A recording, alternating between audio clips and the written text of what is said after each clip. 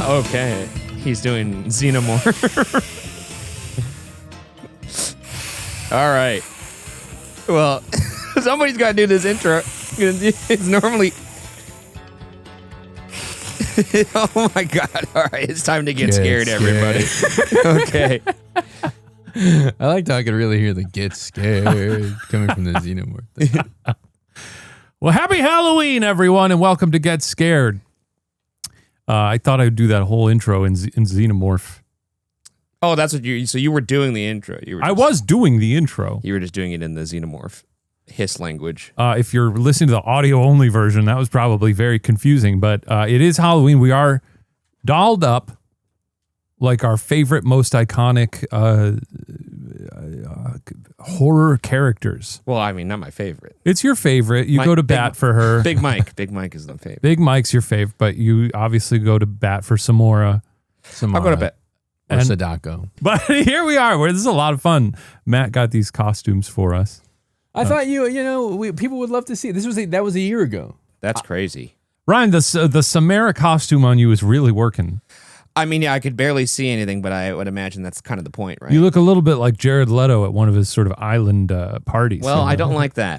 That's actually much scarier than the person I'm trying to portray. To be honest, Ryan, I thought that you were just extremely tired, but I think you were doing the ring girl. Yeah. Or is it both? No, I figured they'd play into each other. Great. That's nice. You kind of look like a rocker guy. Yeah. Yeah, I'm kind of curious if this is actually playing. You can't really tell because it kind of looks like a Jesus. It's a little Jesus. It's a little when Jesus. you let it, well, part of it is you got to be wet. I am not wet enough. You know, and you're not willing to. No. Okay, that's fair. It is raining like the devil done it outside. It is. It's crazy out there. I always park in the far side of the parking lot by a little flower shrub. Yeah. And just as I parked, it was just absolutely pissing. And I had to run across that parking lot. I was soaked. Why'd you park all the way over there? I like parking by the flower. Okay. The flower shrub. We have a fun show today. Yeah. We actually have a lot of fun. There's a couple things going to be happening here, okay? This is exciting. We don't often have guests. No, we don't. I think for good reason. Yeah, this is the perfect episode to have guests. But on, we've too. got, I'll take my face off by the time we talk to our guest, I think, just because the headphone situation is kind of weird with the Xenomorph skull on me. Yeah, it does look funny, though. Does it? It does kind of look like the Xenomorph on like a subway commute to work. Just vibing out to his coffee. His music. Xenomorph 6 fingers, apparently. You should have put a suit and tie on top of the Xenomorph suit to make it look like he's going into the office. I like this. Yeah, your Xenomorph and Nikes. I don't know if the camera... Oh, yeah, the camera's catching your Nikes. You're basically just a Fortnite. This did come with shoe coverings, but then when I had my sneakers on, I was like, this is my skin in Fortnite sometimes because I have the Xenomorph skin plus. Xenomorph and kicks. Oh, my God. Last night I had one of the most incredible Fortnite wins. Okay, let me finish telling you what's going to happen in this episode. Filmmaker Chris Stuckmann is going to be joining us. There's a new movie out called Shelby Oaks that he directed. He's a horror aficionado, has a YouTube channel. So we'll be talking to him and maybe revisiting, at least, he's a horror head. So we kind of want to revisit the horror villain bracket with him. Whose opinion would we respect more other than a horror aficionado and film director? That's true. Absolutely. Well, no shade to Aubrey, who was, the caretaker of Sorrowweed House. Oh my God. Sorrowweed House. Holy shit. Well, speaking of which, Ghost Files Alone premieres on YouTube this Friday. It does. 24 hours alone. That's right. In the Sorrowweed House, a 3-part episode. Yeah, well, part 1's coming out this Friday. Edited by your boy Ryan Bergara. By me. It's a masterpiece, brother. I'm very happy with it. It's a lot of fun to watch. It killed me, but I'm happy. I'm recovering now. We put you in a well afterwards. We did. We covered it up. Might as well have. But it was part 1. Might as well have. There we go. Part 1 this Friday, part 2 the next Friday, part 3 the following Friday. Oh, Matt's a minion, by the way. Oh, yeah. We didn't address that. I do all the work. And then everybody just laughs. And you like bananas. I've never seen those movies. You've never seen One Despicable Me? No, brother. That's crazy. There's so many of them. Just last night, I was looking up. I was like, what is, because I honestly, there's a lot of horror movies, obviously. Yeah. But there is a bit of a dearth of like Halloween vibes movies. Yes. You've got like Trick or Treat.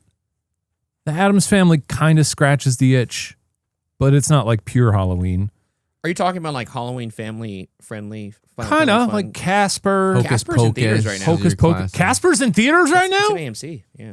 I love Casper. Mara and I were thinking of going to see it. Can I keep you? He's a little creep. Dude, I barely remember that He's a movie. little creep, isn't he? I think I only saw it one time when it came out when I I was saw a kid. it a lot. And that was it. That's Brad Garrett's first role. And then he went on to do Everybody Loves Raymond. Isn't that interesting? It's good to know. And then he did the statue in In the what? Night at the Museum. Never saw him. Really? He's like, Dum dum, me want gum gum. Like, what? somebody's rolling out What there. is he? 'cause they know Sort of a brings them caveman? there. Or- Yeah, I know which one you're talking He's about. the Easter Island He's the statue. Easter Island statue. I forgot Dum about that. dum, want gum gum. You're dum dum. That's crazy. Forgot that he was in He that does movie. that. It's pretty good too. What I just You know did. those statues have bodies underground? Is that real? Yeah, That can't be real. it's real. How do you know? I've seen a picture. Did they And dig it's one not up? AI. Okay? Did they dig one up? Yeah, I want to see it. Yeah, I'm sure they have. They don't care. You know, they probably care now, but a while ago they were like, dig them up. Who cares? You know. One of the mysteries. One of history's mysteries. Oh, my Fortnite win. I got to tell Ryan. I think you'll like this. Okay. And I'll show you video. We don't have to include the video. So, sometimes I go as Leatherface to Fortnite Island. Yeah. I put my Leatherface on. And we were in a match. My entire team died. There were like 8 to 12 people left. I don't know. I was in a fugue state. And everyone else died. It was just me. And when that happens and there's like 8 people left, you just assume I'm done for. I'm cooked. Yeah. Yeah. I had the chainsaw because it's Halloween time, so they have a chainsaw right now. Oh, that's cool. And I Wait, fucking... he doesn't have the chainsaw at all times? No, it's just a skin of him. I see. But there happens to be a chainsaw in the game right now. I see. So as Leatherface with a chainsaw, I went around and I killed like 5 or 6 people in a row and then won. That's what happened to the last person. I killed him with my fucking chainsaw. Well, you said there was 8 people left. Well, some of them were killing each other. Okay. And then I think I knocked out like 5 people in the last like minute of the game. That's crazy. It was beautiful. With the chainsaw? With the chainsaw. Only with the chainsaw. How did they not see you coming? Because you can ride the chainsaw and like zip around on it. And then, I can show you a clip Okay, of it. I would like to see that a lot. God, I love Fortnite. I fucking love Fortnite so much. I mean, can I say I am really upset that the Scooby Doo that they added in Yeah. is wearing a skeleton hoodie. Oh, is he? Yeah, He's I not thought- just bare I wish Scooby? he was just nude. Scoob. Nude Scoob? Damn. It's really annoying because like I don't want to wear that the rest of the year. I'm not gonna pay $20. Yeah. There's not you can't change his outfit? Not if you can, maybe someone tell me, but it'll be too late by then. It'll be out the store. That's Fortnite. Autumn. New routines, early mornings, and figuring out the refreshed rhythm of it all. You know, the one thing that doesn't take a break, Ryan? What would that be? Laundry. Whether you're moving into a new place or you're managing a house that suddenly got very quiet. You know, when you're managing a house. I think it's for Is that for moms? Parents, yeah. Well, one thing's for sure. Laundry doesn't quit. That's right. You manage your house, right? Sure. I'm a little worried You about gotta this do- house that got suddenly very quiet. Kids go back to school. Oh, okay. Okay. Kids back to school, go to college. I see. They leave. Empty nesters. Sure, Where sure. Where have the children gone? Where have the children gone? You still gotta wash clothes. Enter the laundry sauce signature package. All right. It's your secret weapon for even the busiest fall season. That's right. This isn't just detergent. It's a whole setup. Ultra concentrated pods, scent boosters, dryer sheets, and fabric conditioner, all designed to work together, smell amazing, and show up at your door before you even realize you're out.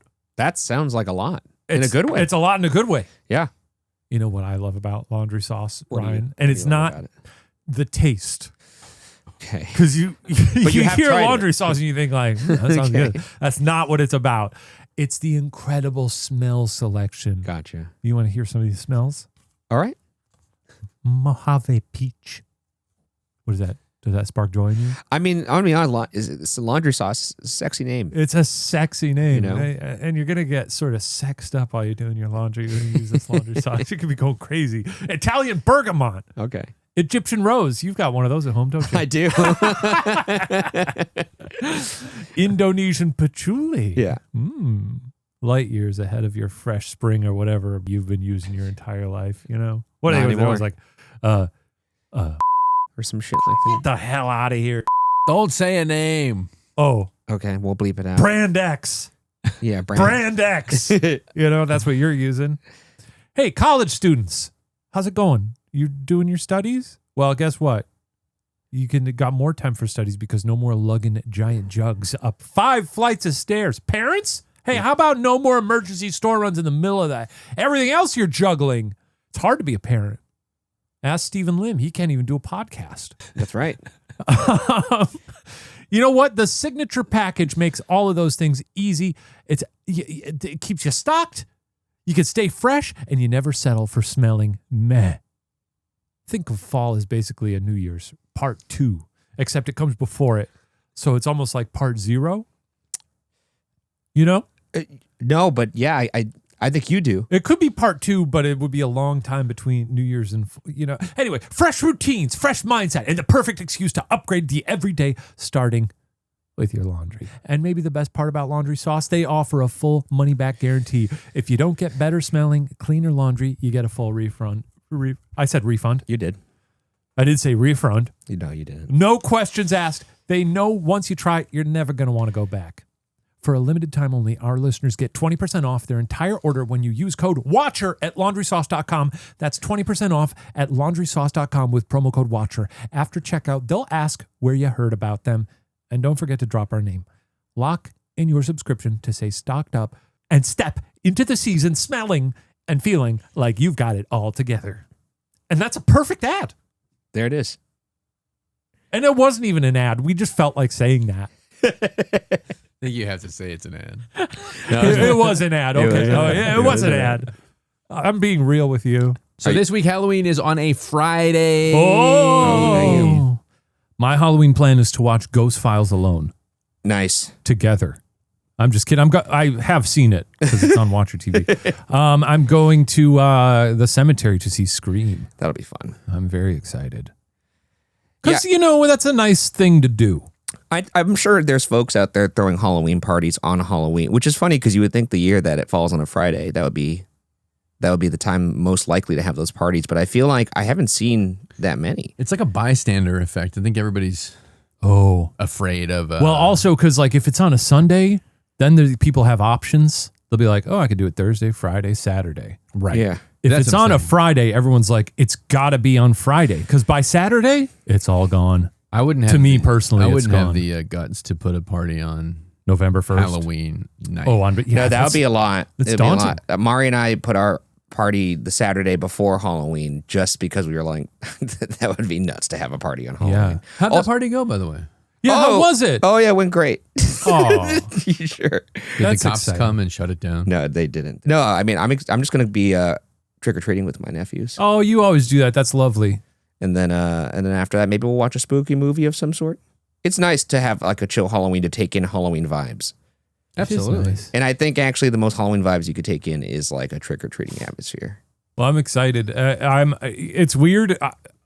I think because I went to the haunted hayride so early this year, Yeah. I've been in Halloween mode since like mid-September. I was able to do it later in the month. The hayride? No, the Halloween vibes, just because I was you were editing. I was in editing prison. And then now that I've emerged.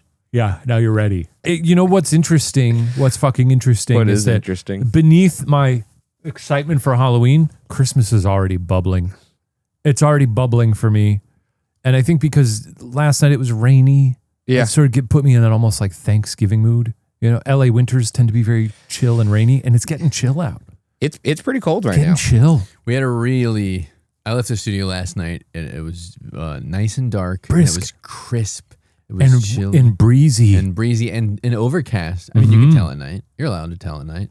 And it was just so, I was like, oh, it's autumn. And you don't get that a lot in LA. No. I will say, if you're looking for Halloween plans, we have the best one you could even imagine because a very special Screaming Room is releasing this Friday, just shortly after the Ghost Files. You watch that on YouTube. You come over to Watcher TV. And Steven is back for this one. Hey, well, no, we don't even tell him. I want you to guess. The most Halloween movie you can think of. What could it possibly be? I mean, you could make an argument for Halloween Town. I've never seen that. Or Hubie's Halloween. I got to rewatch Hubie Halloween. Lovely movie. Tim Meadows very funny in that. Always. Timmy Tim Meadows. Meadows is always funny. No, of course it's Halloween. We're watching Halloween with Stephen Lim. And is it going to make him pee his little pants? Probably. Maybe. Leave a Only way little to find baby out. Ruth in his diaper? I don't know. We'll see. Only one way to find out. Only one way to find out. So we have a watch along with him. It's very fun. Halloween, obviously, one of the great films. But that's going to be very fun. You can watch that over on Watcher TV. And if you just want to check it out, there is a 3-day free trial to new subscribers. So if you want to watch Halloween, just start that. No earlier than Wednesday, and you'll be good to go. And additionally, there is a bit of there's a war going on. There's a war going on. Okay. If you want 35% off a year, you can pledge your allegiance to the Shaniak or Bergara camps by using either Shaniak or Bergara as your code. You get 35% off. 35% off. And then for a I guess year. whoever loses will have to quit the show. We'll have to quit Get Scared. Well, Get Scared has nothing to do with it. Unfortunately, affect- it's collateral damage, Matt. So I Something's gonna guess you happen. could say whoever wins, we lose. That's right. What is that? Xenomorph? Alien versus Alien Predator. Pred? Alien Pred? I never I seen think those. the episode should end right there. That's good, yeah. 20 Never seen the Alien Predators. They stink. Are they bad? They're I so saw Don't the they take place first in like one. Denver? Or There's something? like a couple of them too. There's two. The first one's all right. The second one's terrible. Isn't Prey technically that as well? No. I thought Prey involved predators and aliens. Well, at this point, you have them intertwined. Yes. All the aliens have to have some sort of predator thing. All the predators all have to have alien thing. Which began in which film? This is some trivia. Alien versus Predator? No. Okay. Predator. No. Predator 3. Predator 2. Really? There's some alien stuff in that? At the end, when they go into the Yautja spaceship, Oh, Joe. you see a xenomorph skull. Was that like planned or was that just a cheeky little thing that filmmaker did? I mean, I think it was a cheeky little thing. Because like, is there any? They're both Fox, are They're they both not? 20th century. Yeah, So I was gonna say. assume, the predators being bounty hunter or like big game hunters throughout the galaxy is just sort of a little nod to the fact that they've conquered the xenomorph. Probably. Yeah. You know, they keep all the trophies. And now we have Predator Badlands, which has a predator seemingly from the trailers, I don't know if I can root for a predator. befriending a synthetic. Yeah, I don't know about that. Interesting. I think I'm gonna see it. They do make you root for the predator in Alien versus Predator. It is What? kind of offensive. They do. They do. I don't. Because they befriends the humans. I did watch that animated. Did anyone see that? Yeah. The animated Predator thing that Yeah. came out like a month or two ago. It's a lot of fun. Really great in animation. Also, I got some notes. yeah. Some cool vignettes though. Some interesting lore implications. It just feels like we have no idea what the fuck to do with IP now. Damn, dude. Mm. Let's get into it. What do just- we got to do? Well, you know what? I think they were off to a good start when they said, let's take 22 Jump Street and combine it and make a Men in Black 22 would've Jump Street. loved to And see I was like, now that's using your noggin. However, they made Remix the IP, baby. 8 And then million they- Star Wars And then they were like, movies and what if shows. we don't do that? Who was in that Men in Black movie? It was like was it Chris Chan? Hemsworth. And, Hemsworth? Come Tessa on. Thompson. He can't be a Men in Black. I forgot about that one. Everyone did. I watched it on the plane because I really love Men in Black, and I was so bummed out. Yeah, they don't get it. It wasn't bad. It was just boring. Yeah, isn't that a greater sin? It's just these classic franchises. I just don't know. What's I don't know what the fuck's going on. Ryan? What's a franchise that you would love to see make a resurgence in a really quality way? I mean, honestly, I really love the Terminator franchise, but I just don't think it's ever going to happen again. No, they really blew that. They tried it so many times. They've tried it how many times now? 4? Reboot wise, Terminator 3. Terminator 3 was, I They guess, had technically Genesis, and then there was that other one that was like, when Arnold was like all CGI. I ain't Oh, seen yeah. any of them beyond Terminator 3. It would probably really require James Cameron to return to the helm, which he's not ever going to do. Apparently, he too kind busy of was with his blue involved with the people. Genesis one. They at least got him for some interviews. They say, yeah, they had him do the whole I produced this. They probably gave him a Rolex. Just come in for 10 minutes. He's on Pandora, unfortunately. Yeah. Yeah, I'd love to see Terminator. I mean, even the Alien franchise, I think Covenant was, what the fuck, Romulus was good. I encourage every single person to look up the James Cameron Rolex commercial. It is pretty funny. If you haven't, Matt, are you aware of It's this? incredibly funny. It's incredible. He's talking about how he has this Rolex and he was he doing charity work or was he like just visiting a third world country or something? I'm not sure. I have seen that. I've only seen he's the part like- where he's walking by the scale models of his movies. He's doing that. But he's like, and I was talking to, one of the elders and they gave me a gift. And at the time, all I really had on me was this Rolex, my favorite Rolex. I was wearing this Rolex when I accepted the Academy Award for Titanic. It was with me that night when I was on stage. And all I could think was that I need to give him this Rolex. So I gave him that prized possession. And he's like, and then I just bought another Rolex to replace it. It's just so funny. He's like, here you go. I'll just get another one. That's fine. That's so good. How much are Rolexes? Like A lot. $10,000? I think Is they're that, probably- am I lowballing? I think they're probably more than that. That's crazy. They're really expensive. Well. If we aren't today sponsored by our good friends Cornbread, We do cornbread. We do. we were just in their headquarters, right? In Louisville. Not We like should have stopped literally. by. I had one of these 2 nights ago. I had a very long weekend. I went to Not Scary Farm. Yeah. And I wasn't even particularly tired at the end of the weekend, but I was like, I'm going to go into hypersleep. Yeah. And I was like perfectly tired and I had a cornbread hemp gummy before sleep. The sleep one? It was eternal. Oh, man. I felt like I forgot my name. I woke up in the morning. I was like, what year is it? Like that. I had the 2 times I went to Disneyland, both in the last 6 years and the last 2 months. Yeah. You had a cornbread? I had cornbread each time, and I was spaced out flower child. Dude. Such a good time. Space Mountain, baby. Oh yeah. But now maybe you're looking for something.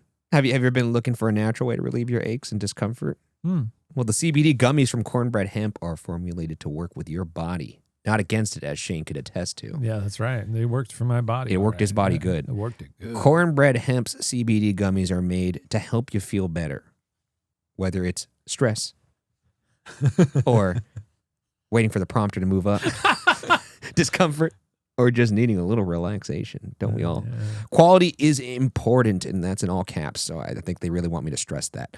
At Cornbread Hemp, they only use the best part of the hemp plant, the flower, Oh, for the purest and most potent CBD. yeah. And if it's not gummies you're into, try the cornbread. You said cornbread? I said cornbread. He said cornbread. And if it's not gummies you're into, try the Cornbread Hemp THC seltzers, fast acting. Feel. He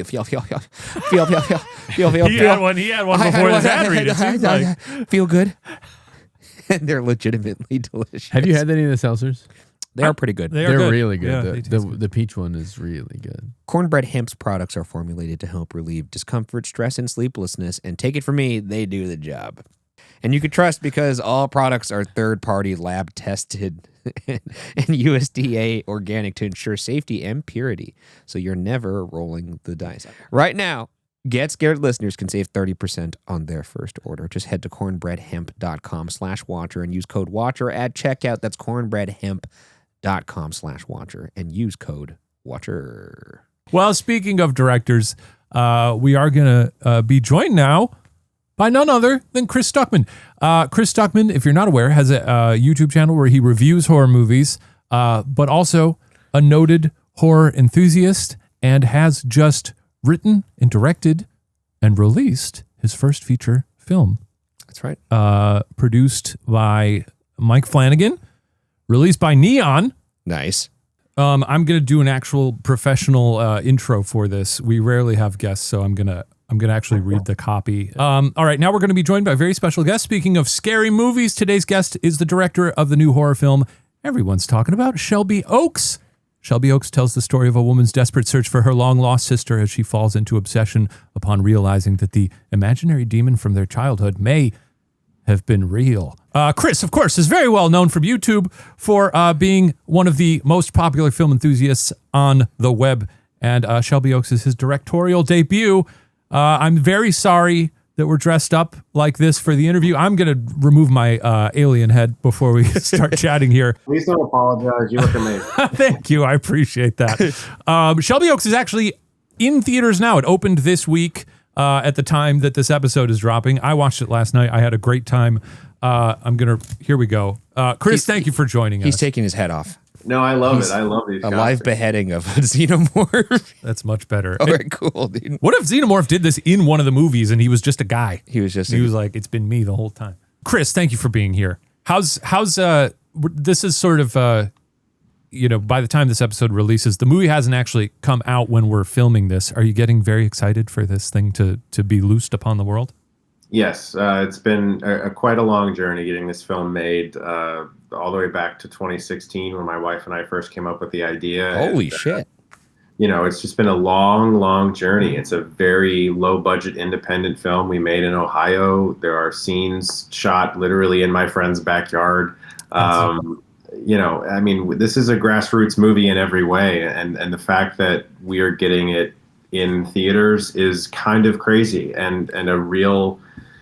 I don't know, man. It's a really inspiring I hope for other indie filmmakers who are trying to get something made to know that, you can do it. You can get a movie in theaters made for like nothing. And it can be done. That's amazing. I mean, my wife and I are writing a horror movie as well, so it's nice to hear that. And I know this movie was also, I guess it has the distinction of being the highest ever on Kickstarter in terms of funds gathered. How long did that process take? Yeah, in regards to the horror genre, yes, we are the most funded horror film. The Kickstarter was about a month.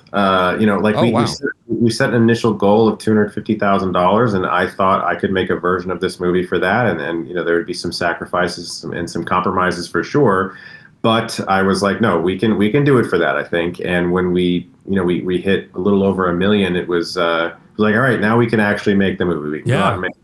But truthfully, truth be told, $1 million is still pretty much like pennies. Yeah, I mean, film-wise, classified as like micro, I believe, right? Yeah. I mean, like we were able to get away with, I think, that distinction with SAG as well, because SAG had to have like a certain level of distinction of like we have micro budget films, we have big budget films, and because all of that had to be taken into account, and it was still very tight. The shoot, we had about 20 days for principal photography, and we were always very close to our deadline. There were always shots we lost every day. And the start of the next day, me and my DP, Andrew Baird, we'd be like talking, all right, we missed those shots yesterday. How do we stitch this together without that doing again? And how do we, But, I had the hardest working crew I have ever seen. I'm so lucky to have worked with these people and feel so privileged to, be able to talk to people like you guys now about it. And it's really exciting. Where are you coming from right now, by the way? For the people watching the video version, it looks like you're in the hotel room that the comedian gets killed in Watchmen. If you know what I'm talking about. Yes, I do. I know exactly. So I live in Ohio, but right now I'm in a hotel in New York. Oh, cool. Nice. That's a big hotel for New York. That's nice. I mean, it just looks like a bed, Ryan, but I guess you're very I stayed in a hotel room in New York recently, and that shit was tiny, dude. It was basically the size of the bathroom. It's pretty tiny. It is pretty tiny. Like the door is literally right there. Okay. The wall to the window is right here. It's a pretty small room, but it's a nice bed at least. And then did you know that you wanted to direct movies? Because I know you spent a lot of time, reviewing them, and that's been like, your channel is obviously very successful for that. But like, when's the last time you directed something of this size, like a feature? Was it school or was it, Oh, I mean, yeah, man. Making movies was always the goal. YouTube was a surprise. I didn't expect it to have any success on YouTube. Yeah, it's kind of the same for us. I feel you. I mean, like, when you're passionate about something, you kind of just start doing it, and you hope that other people will enjoy your passion too. But I started making movies when I was 14.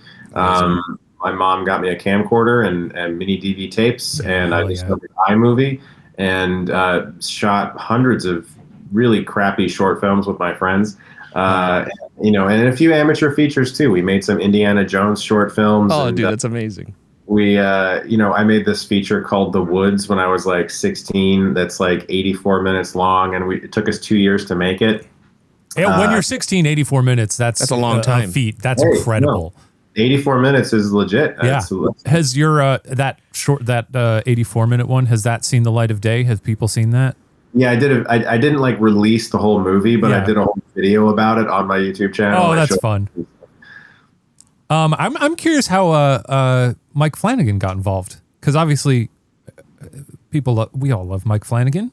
Haunting of Hill House. Yeah. Bly Manor. Midnight Mass. I assume were you pretty far into the process before he?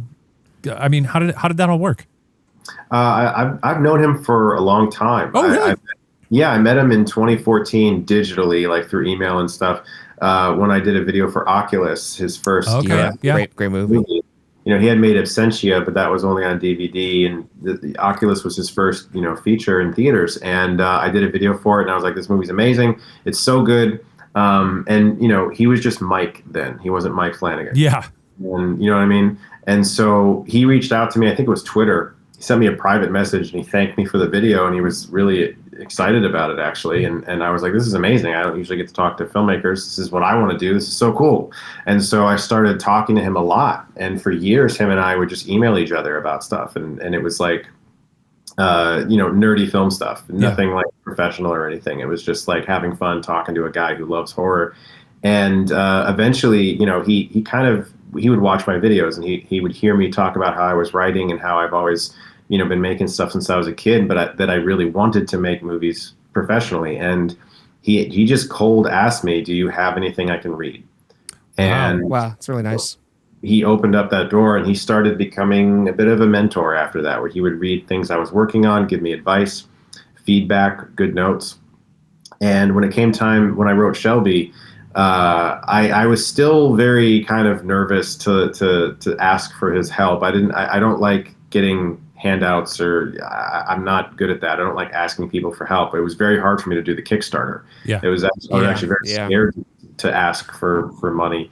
And so I didn't ask him to read Shelby. And when I started the Kickstarter, I saw that a guy named Mike Flanagan donated to it. Mike and I was like, that can't be the real one. That's a fake one. That's got to be fake. But it was him. And so I reached out to him, and I was like, thank you for so much for donating. And he was like, can I read the script? He read it. He loved it. He was like, this is great. Go have fun, make your movie. Damn. And I did. And then when we didn't have an editor on board yet when we wrapped. We had no more money left. Yeah. we used all of it. And so I edited an assembly cut myself of the movie, which was Amazing. 2.5 hours long, and by far the worst the movie would ever be. No music, no sound effects, no color. I bet you that It's was a all- really good day when you finished that assembly cut and watched it, and you were like, I've made something really good here. Oh, I definitely loved watching that. That's when you go and you vomit. I know. Yeah.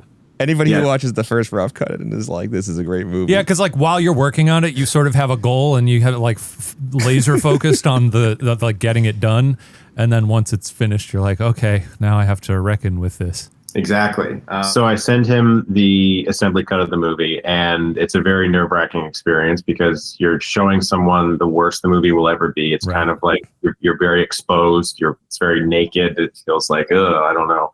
But he sent me a frameable email back. You know what I mean? Oh, Like the type of email where it's like, oh my God, I'm going to print this out. Yeah. Framing it. I'm going to read this forever every day that I'm depressed. Yeah. Just Nice. like, he loved it so much, and from then on, he wanted to be officially involved. wow. Oh, that's awesome. Hymns. All right. Are you tired of trying to figure out what actually works for hair loss? Yeah. Through Hymns, you can get access to clear solutions, expert guidance, and an online process that takes the confusion out of care. Okay. Hims offers convenient access to a range of prescription hair loss treatments with ingredients that work, including chews, oral medication, serums, and sprays. Doctor-trusted, clinically proven ingredients like finasteride and minoxidil can stop further hair loss and regrow hair in as little as 3 to 6 months. I wonder if you could put that anywhere in your body and grow hair from it, you know? Oh, I see what you're Like saying. if you like let's say I'm watching Jumanji. Yeah. And Just stop this. Okay. If I could rub a topical serum on my nipples. There's no way. Now now you shouldn't have to go out of your way to feel like yourself. Hims brings expert care straight to you with 100% online access to personalized treatment plans that put your goals first. No hidden fees, no surprise costs, just real personalized care on your schedule. Think of Hims as your digital front door that gets you back to your old self with simple 100% online access to trusted treatments for real health concerns all in one place. Or if it's more recreational and you've just watched Jumanji and you want to figure out how to get those sort of lush Robin Williams like Arms, yeah. For simple online access, personalized and affordable care for hair loss, ED, weight loss, and more, visit hims.com/watcher. That's hims.com/watcher for your free online visit. hims.com/watcher. Individual results may vary based on studies of topical and oral minoxidil and finasteride. Featured products include compounded drug products, which the FDA does not approve or verify for safety, effectiveness, or quality. Prescription required. See website for full details, restrictions, and important safety information. I'm curious. Now, I don't know how familiar. We're not presumptuous enough to think that you're familiar with our work, but we have done a fair share of ghost hunting in the past decade. And there are ghost hunters in this film. The paranormal paranoids, is that it? Am I remembering? You got correctly? it. Yeah, you got it. So the hook of the movie is that they were this sort of popular ghost hunting outfit on the internet, and they go missing. I don't want to spoil too much, but and so the movie kind of revolves around missing members of this ghost hunting troupe. How familiar were you with sort of the ghost hunting? I'll call it a profession. Shane's trying to ask, are these characters based off of us? Are they based, yeah, that's right. Are they based specifically on us? No, but like, did you investigate? Have you gone investigating yourself? Or did you just, throw yourself into the world of it? Or were you just kind of like, I get it. They go to spooky places, figure it out. If I were to say that my expertise with ghost hunting, if I were like a salsa, I'd be a medium. Okay. I see. Yeah. You know what I mean? So like when I was a kid, my friends and I would go to like forests in the middle of the night and with flashlights and try to scare ourselves and look for things and be weird, be creepy and weird, and would scare each other. And as I got older, I started to watch more urban explorers on YouTube, people who were going to like abandoned locations, like shopping malls, and things like that. And I think the idea of places that were once filled with happy memories that are now these abandoned husks really terrified me. And there's something about like this place once housed so many wonderful, happy, laughing, smiling children and adults, and now it's just this empty, rotting thing that I became fascinated with. And so it was kind of twofold, where I would watch people like I just talked to another person about this. He's like the most famous paranormal investigator. His first name is Zach. What's his last name? Oh, Baggins. Baggins, that's right.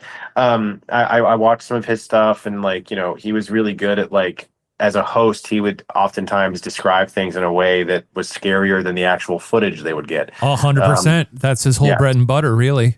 He was really good at the whole like, getting playing up the moment. Yeah. Yeah. And so I would watch a lot of those people on YouTube and become fascinated by it. But I also really like, in this film in particular, the YouTube aspect of the movie is exploring the mid to late aughts, when YouTube is in its infancy and when it was just born and nobody really knew what it could be. And people were not uploading to YouTube at the time with the goal of making money. I don't think the word monetization was being thrown around that much back then. I know I certainly wasn't. I didn't make money on my channel for 3 years when I started. Yeah. And so if you were uploading any type of paranormal content back then, it was kind of scary because not everybody knew. Nowadays, like every other YouTube channel knows how to make VFX, and people are experimenting with AI and stuff. And if you see a weird video now on YouTube, it's like that's probably some fake shit. But like in 2005 to 2010, like if you saw a strange, unexplainable video on the platform, it would cause a stir because you were like, I don't know how they did that if that's fake. And so And there's There not was this- necessarily the motivation of doing it for money, you know? Exactly. Like That's nowadays, exactly. Ryan and I pride ourselves on having some very boring episodes of ghost hunting because not a lot happens sometimes, but I do think a lot of people fake stuff. Yes, no, And, of course, you know. of course, and that to me was fun, was to explore that era of the YouTube sphere of like, what if there was fairly amateur paranormal investigators that were kind of discovering themselves by making stuff, Yeah. but they were capturing a lot of really great stuff, and a lot of people are like, I don't know how they're doing this. That has to be fake, and so I think that it's also a time period in the internet where we were kind of discovering that we could get a lot of great horror stories out of the internet. Because like I remember in the late 90s into the early 2000s, I would basically log online to make a GeoCities website Yeah. or like read about movie showtimes or something, and that's about it. As soon as like I went on YouTube and there was the relaxing driving video where it's like Yeah. a car for like a minute driving, and at the end a fucking zombie pops up, Yeah. Yeah.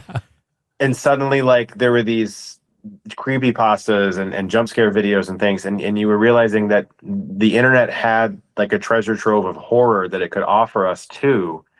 I think that's a really interesting time that I haven't really seen reflected in movies yet. Yeah, it's kind of one of those in the same way that when I saw Lady Bird for the first time, which is set in like 2004, I was like, I didn't know that was the past. Like seeing the aesthetics of 2004 so perfectly captured on screen was very like alarming to me. It is very cool to hone in on that specific period of early YouTube. It kind of reminds me of like, have you seen Marble Hornets back in the day?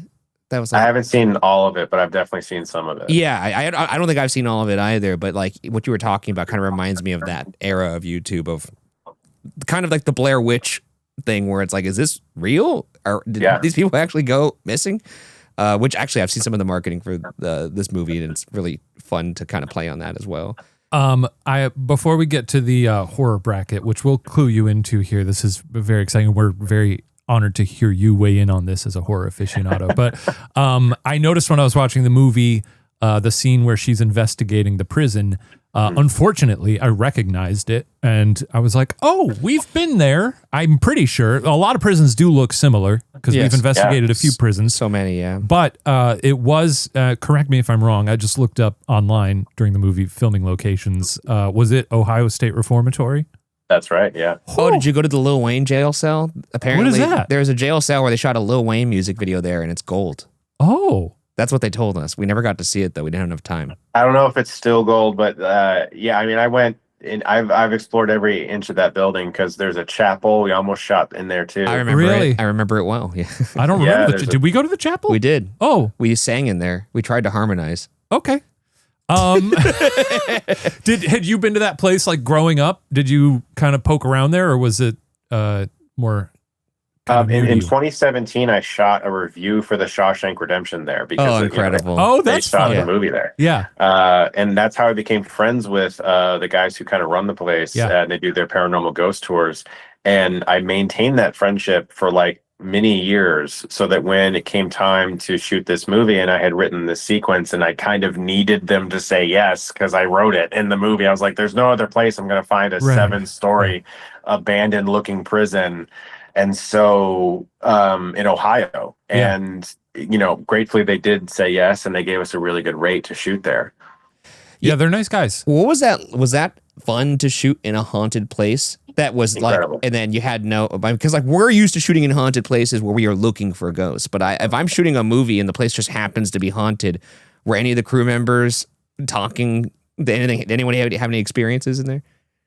It was definitely strange. I mean, the scariest thing really was that it was so easy to get lost, Yeah. and we Yes. had a large crew that we had to have like guides with us, and there were like markers and set up and stuff for people because it'd be really easy for somebody to just kind of wander off and then end up in solitary confinement. Yes. And so, we had to be really careful about that, and safety was an issue because the winds were really strong on those 2 nights we were there. And, if you watch the movie, like there's that opening shot where she first walks into the prison, and it's this wide shot kind of drifting to the right and on the ground level, and you can see the windows, light is streaming in through those windows. That's because we had like 2 cranes Nice. set up with 18K lights outside those windows, and there is a person at the top of those cranes aiming those spotlights and on a walkie, and they're 80 feet in the air. And there is a law about wind speed and when a person up there can no longer be up there.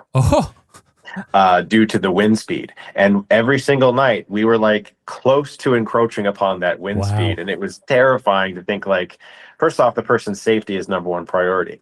And then second, it's like, if we lose our light because of the fucking wind, like, we can't shoot this movie anymore. And so really it was like an amazing time to shoot there. It's some of my favorite stuff we did, and I'm so happy with how that scene turned out. But I can tell you right off the bat that was very worth it, because the second I saw that and saw that light streaming in, I was like, if this is Ohio Reformatory, it did not look that cinematic when we were there, and these beams of light are beautiful. Thank you Nice so much. work.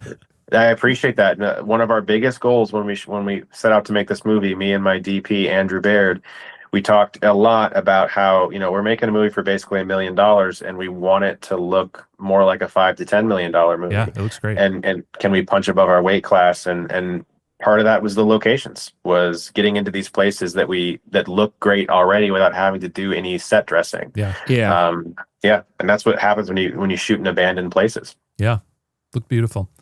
Well, the movie's spectacular. I encourage everyone to go see it, especially if you're looking for a good. I don't know. Are there any other horror movies out? What are they doing? Go see Shelby Oaks. It's in theaters right now. It's Halloween.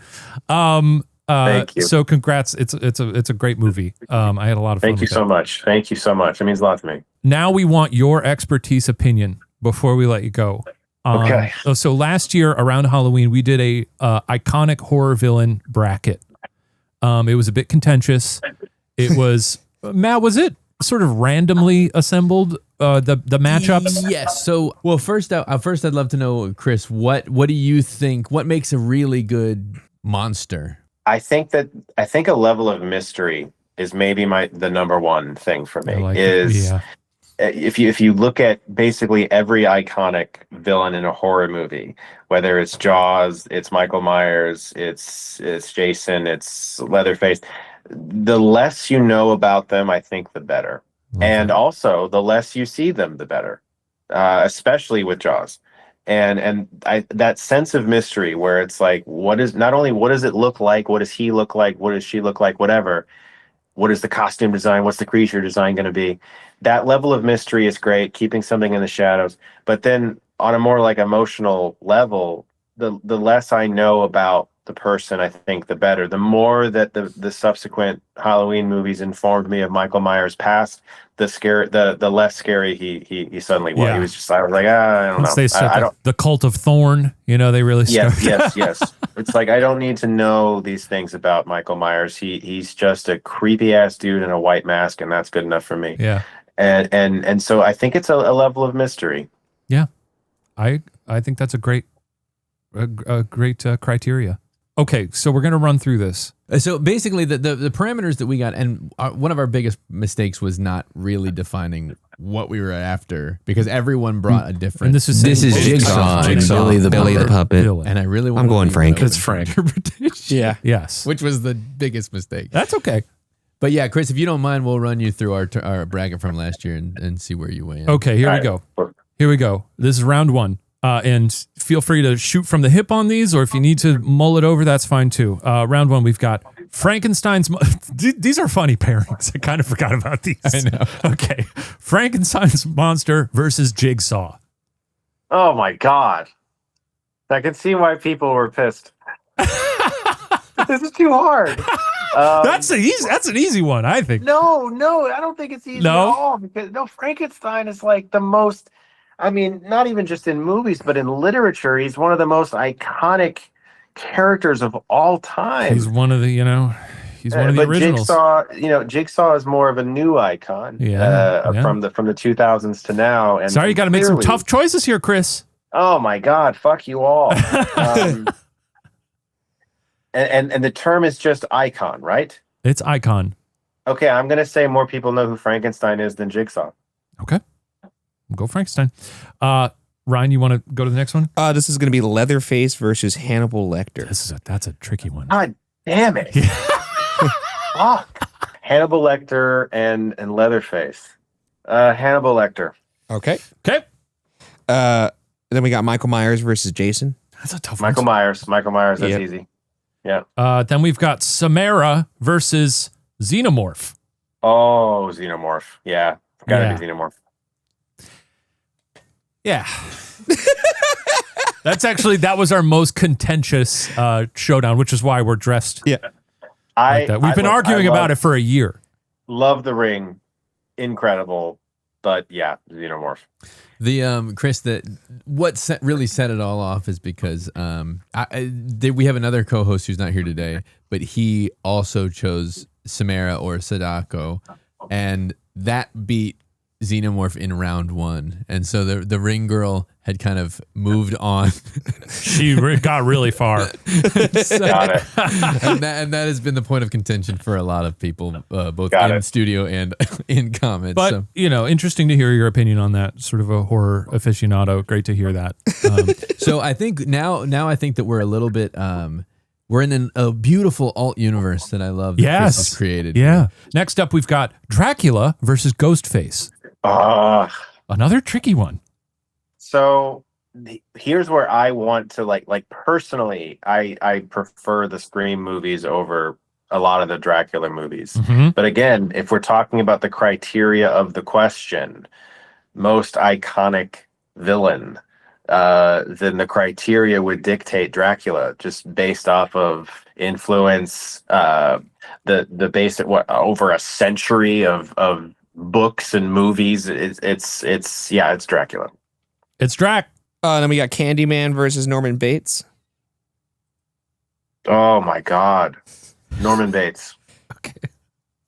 And then Freddy Krueger versus Hellraiser. Freddy. It's Freddy. Love Pinhead, but Yeah, Freddy. yeah. You gotta. And last we've got Pennywise versus Chucky. Pennywise. Oh, Yeah. I like that. Yep. Pennywise. You've differed with us on a few, but not many, honestly. Okay, so that's fully round 1. Okay. And now we're gonna start making some tough decisions here. This is really fun to almost torture you with this. It is difficult because I love all of them, and I'm like, I know. They're all great. And then like I would rather watch the Scream movies over Dracula, and so I would say that, but the truth be told, the answer of the question is Dracula. Yeah. Like, Yeah. Okay, so Matt, next up we've got, Xenomorph versus Frankenstein's monster. and I would love to see all these movies, by the way. Oh my God. I love Xenomorph versus Frankenstein's monster. Xenomorph, that's great. Wouldn't it be great if like your this game like inadvertently got a movie made? We're gonna get some IP cooking here. Okay, so Xeno versus Frank. Yeah. Xenomorph. Wow. Yeah. Wow. I love it. Yeah. Yeah. And then is it Hannibal Lecter versus Mike Myers? Yes. No. Oh no. Yeah. It ain't easy. Oh my God. Michael Myers. Yeah. Yep. Yep. And then we have what is it? It's Dracula versus Norman Bates. Norman Bates. Oh no, because Dracula's been in so much, and Norman has But only been in, Psycho, like, of course. You know, I know who can- Psycho, but there's 4 Psycho movies. There's Bates Motel, Show, but really just Psycho 1 is like the iconic thing. But again, Dracula is Dracula, so Dracula, fuck it. Dracula. And then- People really go to bat for Psycho 2, which I don't know that I've ever seen. I gotta watch. I like Psycho 2. Psycho Yeah. 2 is good. Yeah. I gotta give that. Maybe I'll watch that this Halloween. And last we've got Freddy versus Pennywise. Freddy. It's Freddy. It's Freddy. Okay, getting down to it. Round 3, and then it's head to head. So we've got, is it Xenomorph versus Michael Myers? Mike. Yes. Yeah. It's like choosing between my children. We're making you sweat. You really are. Xenomorph. Whoa. Whoa! That's crazy. Yeah. Oh man. Oh, buddy. Yeah. Okay. Now we've got Dracula versus Freddy. Ah! Give me someone who isn't like No. perfect. Who do you want? So hard. We this should is have a like- bracket for worst horror films. Yeah. Maybe we'll bring you back for that next time. Yeah, let's have like, all the 80s canon movies, Right, movies in there, and Dracula and Freddy. Freddy. Dracula. Drac. Okay. So now our final two. It's Dracula versus Xenomorph. Xenomorph all the way. Holy shit. shit. That's crazy, dude. I can't believe it. That is I can't believe it. That's Chris- wild. Chris- It's gotta be Xenomorph, man. It's the perfect organism. Chris, I think you've just added so much fuel to the next year of. We thought maybe this would cause the debate to settle down a bit, but now it's just it's bad, man. It's bad. I can't Hey, man, abide. everybody loves the Xenomorph. Yeah, we've been discussing it at great length, and a lot of the arguments against it seem to be that it's somewhat sci-fi, and if you showed people it, they might not be able to say the name Xenomorph. But I don't know. I've always been Team Xenomorph from the jump. I'm pretty confident that like most people wouldn't be able to name Xenomorph. You're Ryan, probably right. Yeah. You're probably right. But the thing is, if you said to someone, "Have you seen Alien?" Just imagine the fact that you can just say the word alien. That's like saying, Pretty good argument. Have you seen a movie called Cat? And they Yeah. know, like, it's such a. It could be anything, but everybody knows that thing. But Even can't argue people with who that. don't watch movies know that thing. But My Chris- dad doesn't watch movies, But he knows the exactly Xenomorph. what that is. Yes, Have he you knows exactly seen what a that movie is. called Halloween though? Yeah. His name Yes. isn't Halloween. his name isn't Yes. Halloween. It's associated with the holiday. I can't abide by Big Mike getting beat by the Xenomorph. I'm sorry. So ours played like full. We had Samara versus Frankenstein. We had Leatherface versus Michael Myers. We had Dracula versus. We chose Candyman. Candyman over Norman Bates. We did. Yeah. You know what's And- crazy is revisiting this. I don't remember the second round of Samara versus Frankenstein. If I could do that again, I would vote Frankenstein. You were going Samara crazy, and I think I actually picked Samara in that bracket. Wait, did I pick Frankenstein in that one? I think you did. Okay, I was And about I to said, say well, that's if surprising. and I think I selected her going by your rules, and then you got real mad. You threw a little fit. I think, Shane, you might have done a little spite.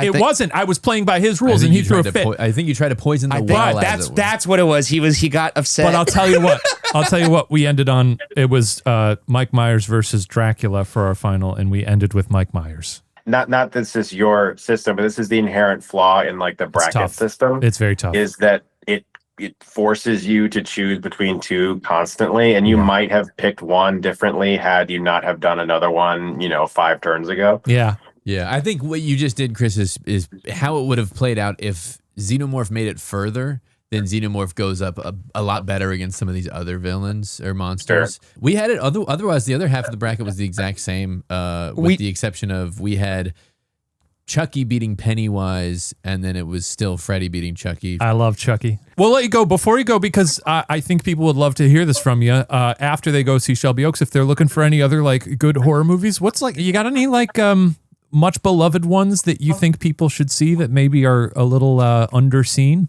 I'm curious. Let's just talk about literally the month of October. We have on October 3rd, we had Bone Lake and Good Boy, both of them worth Oh, seeing. Good Boy. Yeah. October 17th, Black Phone 2. Check it out. Yeah. Just this month, we've got I think 3 other, really good horror movies that are coming out. And you're right, though. Halloween is kind of like empty, which A little is, bit. it's great. It's great for me. Yeah.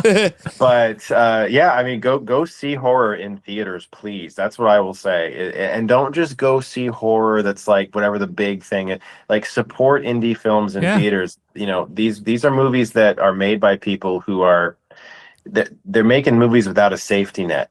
And the fact that they're in theaters is so amazing. So go support them. It's also just the genre where you are seeing like scrappy, independent smaller crews making stuff that they love. You don't see that in other genres, and we're in sort of a horror renaissance right now, and you're very much a part of that. So it is absolute pleasure to have you here, and thank you for weighing in and spending time with us. And everyone, go see Shelby Oaks in theaters. Yeah, absolutely. I would be remiss to not say, Chris, this year we have dubbed 2025. It's the year of the movie. It is the year of the movie because movies are back. Movies are Original back. films are crushing it. Yes. And specifically horror. It's been an incredible year for horror with 28 Days Later or 28 Years Later, Weapons, Sinners. It's the ones you just named, Chris. So congratulations on being on such an incredible company there. Yeah. Thank you so much. That's so cool. That means a lot to me. Thank you.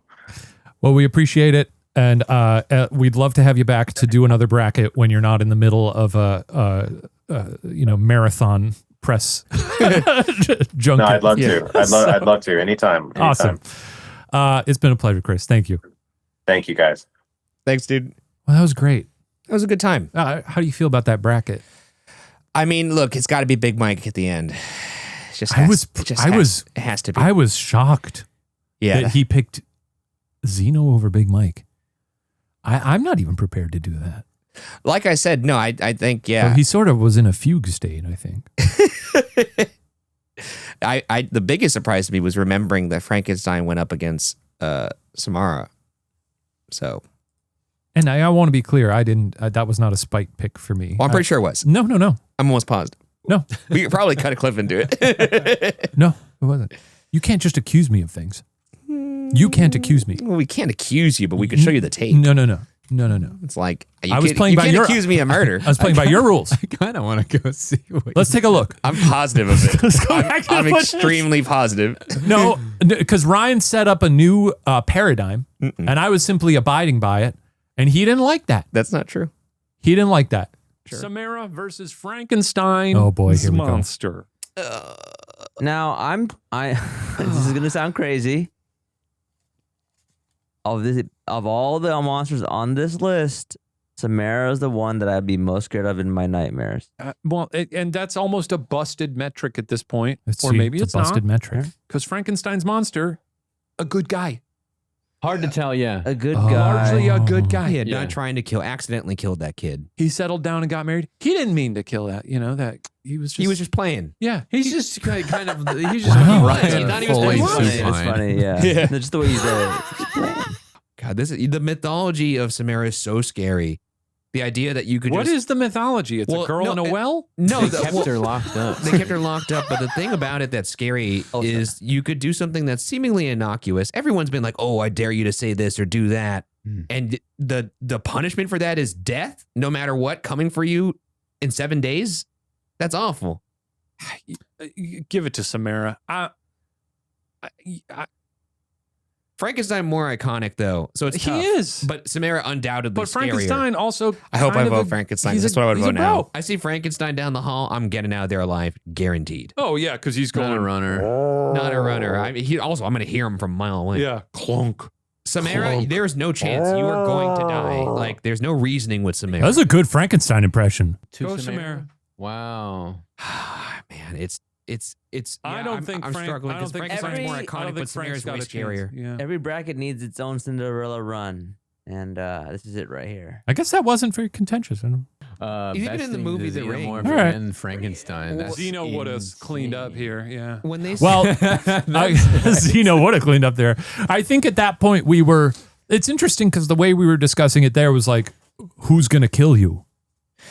Yeah, I mean, that is what you locked in on. Which was what Ryan locked which is in why on. you thought that Samara would be. I do. If by that metric, I do think she probably would be. She'd probably be better than Mike at that point. She's probably the deadliest on this list. I don't know if I agree with that metric though.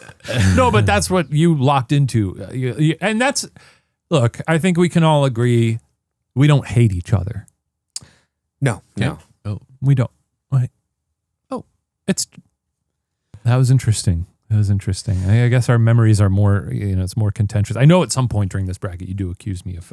There is a point though Spiting. when you do it a spite vote. I can't remember which one it was. No, but even here we were agreeing that the metric is. Yeah, I mean this one obviously my brain was a little foggy on because I don't even remember this matchup. But I'm surprised. I would have picked Frankenstein now. Well, especially since Dracula made it on the other end. yeah. Crazy. Oh, that would have been cool to see Frankenstein versus Dracula. Yeah. I mean, you could see it. I think it happened, didn't it? Surely in one of those Abbott and Costello things. It happens in Epic Universe. Wait, do they do it? It's Abbott and Costello. Who are the other guys? Laurel and Hardy, Who does the monsters? Abbott and Costello. It's Abbott and Costello. Meet the Wolfman. Oh, yeah, because then Lou Costello's like... We ended up having a really long, wonderful conversation with Chris Stuckmann. We're going to post the longer version on Watcher TV if you want to go listen to it. And you can head over there to watch our Halloween watch-along of Screaming Room with Stephen Lim. Happy Halloween, everyone! Stay safe. Get scared. Love each other. Watch some scary movies. Alrighty then. We'll see you next week. Okay.